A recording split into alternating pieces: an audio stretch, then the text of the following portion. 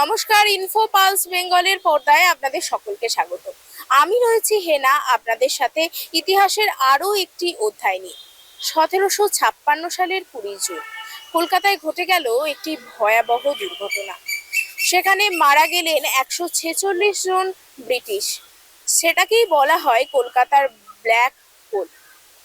এটি ইতিহাসের একটি বড় চিত্র হিসাবে ধরা হয়। এই ইতিহাসকে চ্যালেঞ্জ করেছিলেন সেই সময় দাঁড়িয়ে নেতাজি, অর্থাৎ আমাদের নেতাজি সুভাষচন্দ্র বসু। সেই চ্যালেঞ্জ করার ক্ষমতা সেই যুগে আর কারোর ছিল না। কিন্তু আদৌ কি 146 জন সৈন্য সেই অন্ধকার ঘরে মারা গেছিলেন, নাকি এটা শুধুমাত্র তাদের তৈরি একটি বানানো গল্প? সেটাই আমরা দেখে নেব সরাসরি আজকের পর্বে। 1756 সালের বাংলার নবাব সিরাজউদ্দৌলা ব্রিটিশদের বিরুদ্ধে অভিযান চালান, কারণ ইংরেজরা অনুমতি ছাড়াই ফোর্ট উইলিয়াম মজবুত করেছিল। ফোর্ট দখলের পর জন হলওয়েল নামে এক ব্রিটিশ কর্মকর্তা দাবি করেন 146 জন ইউরোপীয় বন্দীকে একটি 18x14 ফুটের ছোট্ট ঘরে আটকে রাখা হয়েছিল। সকাল হলে নাকি মাত্র 23 জন জীবিত ছিলেন। এই ঘটনার নাম দেওয়া হয় ডার্ক হোল অফ ক্যালকাটা। কিন্তু এখানেই শুরু হয় মূল বিতর্ক। সত্যি কি 146 জন ব্রিটিশ সৈন্য ছিল, নাকি এটা ছিল শুধুমাত্রই অতিরঞ্জিত কাহিনী? অনেক ঐতিহাসিক বলেন সংখ্যাটা ছিল অনেক কম। কেউ কেউ বলেন পুরো ঘটনাটাই রাজনৈতিক উদ্দেশ্যে বড় করে দেখানো হয়েছিল, যাতে ব্রিটিশরা বাংলার শক্তি বাড়ানোর নৈতিক অজুহাত পায়। এই ঘটনাকে সামনে রেখে 1757 সালে ঘটে যায় ব্যাটেল অব পলাশী, যার মাধ্যমে বাংলায় ব্রিটিশ শাসনের ভিত্তি স্থাপন হয়।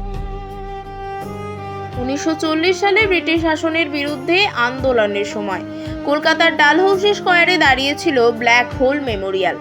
এই স্মৃতিস্তম্ভ ছিল ব্রিটিশ বর্ণনার প্রতীক। নেতাজি মনে করতেন এই স্মৃতিস্তম্ভ আসলে ভারতীয়দের অপমান করার প্রতীক। তিনি এর বিরুদ্ধে আন্দোলন গড়ে তোলেন। নেতাজির নেতৃত্বে বিক্ষোভ শুরু হয়, কিন্তু এই যে স্মৃতিসৌধটি এখানে অবস্থিত ছিল, সেই স্মৃতিসৌধটি ব্রিটিশ সরকাররা সরাতে বাধ্য হয়েছিল। এখন এই স্মৃতিসৌধটি আর ডালহৌসি স্কয়ারে নেই। এই স্মৃতিসৌধটি সরিয়ে নিয়ে যাওয়া হয়েছে সেন্ট জনস চার্চে, এবং নেতাজির নেতৃত্বেই শুরু হয়েছিল নতুন একটি আলোকিত অধ্যায়। আজকের কলকাতায় ডার্ক হোল ট্র্যাজেডি নিয়ে খুব কমই আলোচনা হয়, কিন্তু ইতিহাসবিদরা এখনো প্রশ্ন তোলেন, এটা কি সত্যিই এক নির্মম দুর্ঘটনা, নাকি ছিল ব্রিটিশ উপনিবেশবাদের এক প্রোপাগন্ডা? ইতিহাস শুধু একটি তথ্য নয়, এটি একটি ক্ষমতার হাতিয়ারও।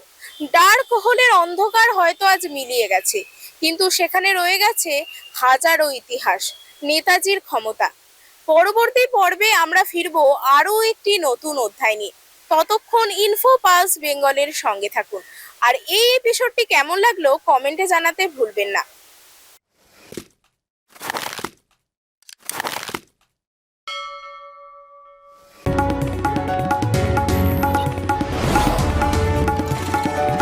আপনারা দেখছেন ইনফো পালস বেঙ্গল, সত্যের স্পন্দন, বাংলার কণ্ঠ।